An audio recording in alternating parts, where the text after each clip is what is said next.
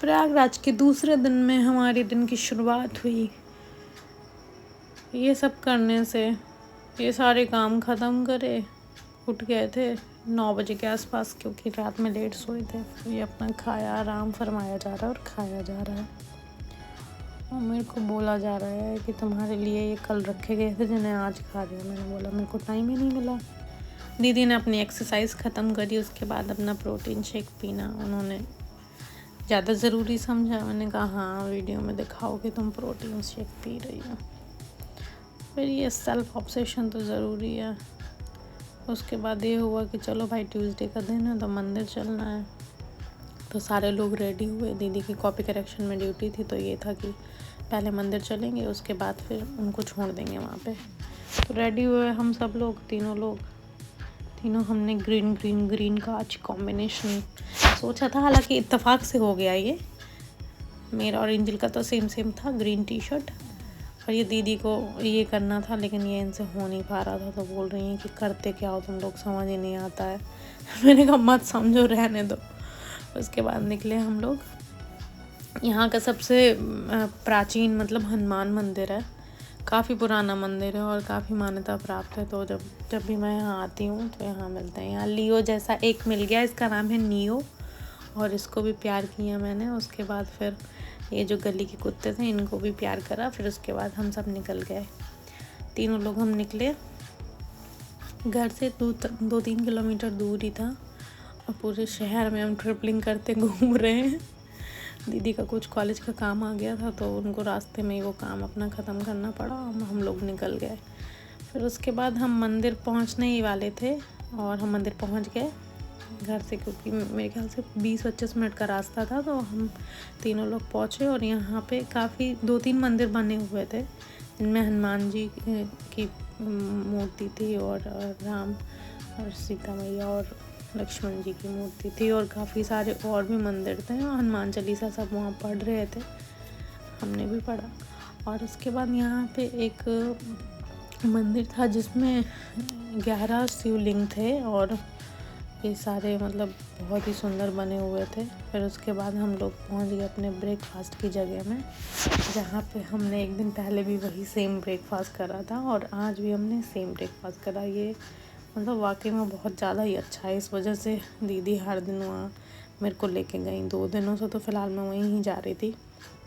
उसके बाद खाना शुरू करा, ब्रेड मक्खन। घर में मम्मी तो ये मक्खन बनाती थी, क्योंकि घर में गाय है तो ये मक्खन ईज़िली मिल जाता है। अब दीदी लोगों को तो यहाँ मिलता नहीं है। मैं तो मम्मी के साथ ज़्यादा टाइम तक रही हूँ, तो मेरे को तो ये सब मिलता रहा है। छाछ ख़त्म हो गया था, फिर भी मैं पिए पड़ी थी, क्योंकि छाछ पीना अच्छा लगता है। फिर सूप था मशरूम कॉर्न का, तो वो फिनिश करा। मतलब आधा पौन घंटे हमारा यही सब चलता रहा। मज़ा आ गया।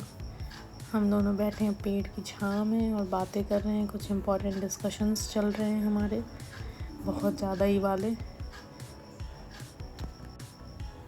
सूप गर्म था तो उसको धीरे धीरे से पी रही थी, लेकिन धूप काफ़ी ज़्यादा हो गई थी।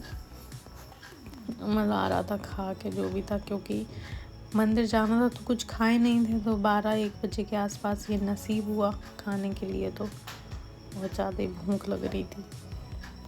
सब लगे पड़े हैं। दीदी अपना स्प्राउट्स बना के आई। दीदी स्प्राउट्स बनवा के लेके आती हैं, लेकिन पूरा खाए नहीं जाता, तो फिर ज़बरदस्ती हमको खिलाती हैं। फिर हमारा कुछ बैंक में काम था, तो काम करवाने के लिए गए तो पता चला जो काम था तो वो आज नहीं होना है। तो सड़ा सा मुँह बना के वापस आ गए, क्योंकि धूप में टहल रहे थे। तो बहुत ज़्यादा मतलब धूप थी, तो सर में बहुत तेज़ से लग रही थी।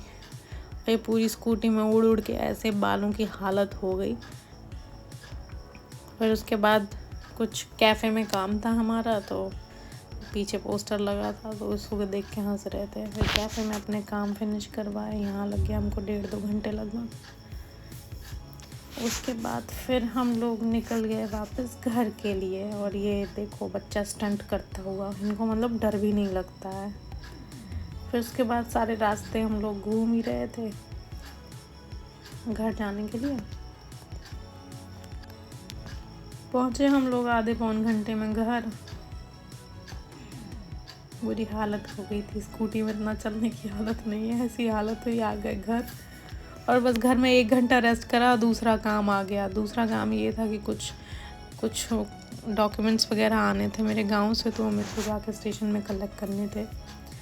तो पहुँचे, ट्रेन का टाइम था 5:10, लेकिन ट्रेन आधे घंटे लेट हो गई, तो हम लोग पहुँचे। और ट्रेन कि हमें पैदल नहीं जाना पड़ रहा था।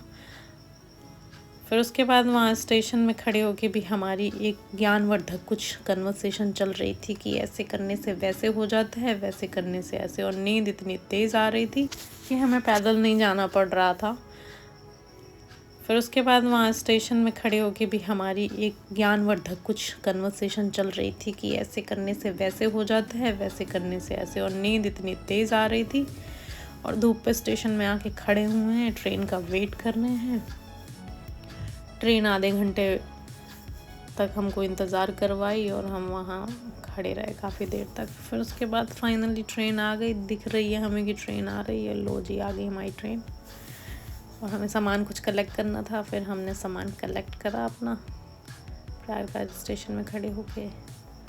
फिर उसके बाद हम पहुँचे वापस से। दीदी को लिया। दीदी कॉपी करेक्शन में जहाँ उनकी ड्यूटी थी, तो उनकी भी छुट्टी हो गई थी, तो स्टेशन से निकल के फिर दीदी को लिया हमने। तो पता चला कि दीदी काफ़ी देर से वहाँ इंतज़ार कर रही थी, तो वो निकल गई थी। तो फिर ये रास्ते से, ये चौक वाला एरिया है प्रयागराज का, सबसे फेमस एरिया है। और यहाँ पे मतलब रमज़ान का टाइम चल रहा है, तो काफ़ी ज़्यादा भीड़ थी। और ये देखो भाई, ये अकेले बढ़िया लगी हुई हैं। क्या नहीं है, तुम लोग इतना लेट कर रहे थे, मुझे भूख लगी थी, तो मैंने सोचा चलो मैं कुछ खा ही लेती हूँ। फिर उसके बाद बोली चलो कुछ खरीदा दो, मुझे कुछ ख़रीदना है। मैंने कहा चलो क्या ख़रीदना है देख लो। और सबसे बुरी चीज़ है भाई, इनके साथ शॉपिंग करना तो इतना सरदर्दी है।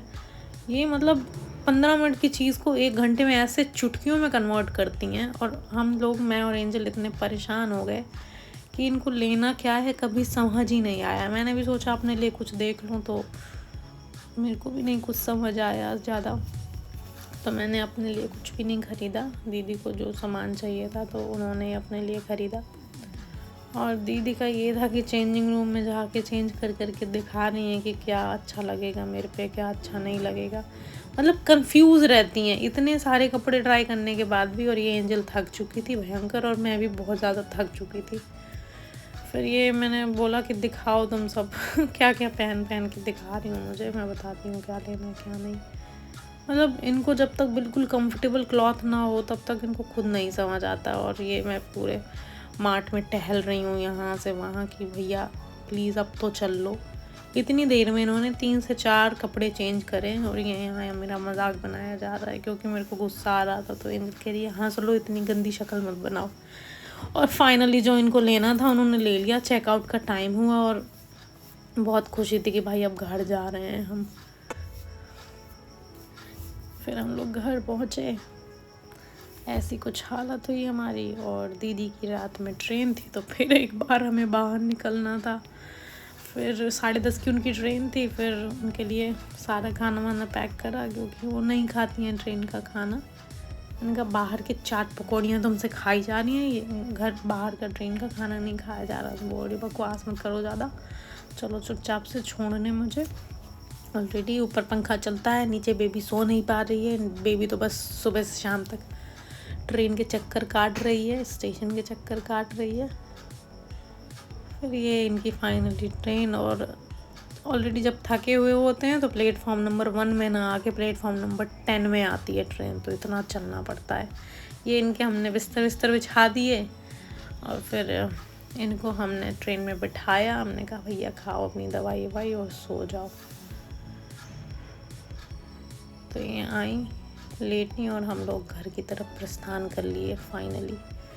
फिर से हम एक बार फिर प्रयागराज स्टेशन से हम घर की तरफ प्रस्थान किए, घर पहुंच गए। फिर हमारा वेलकम हुआ और फाइनली हम घर पहुंच गए। अब नहीं जाना कहीं हमें, थक गए बहुत ज़्यादा। आज का ब्लॉग यहीं ख़त्म हुआ, मिलते हैं नेक्स्ट ब्लॉग में, बाय।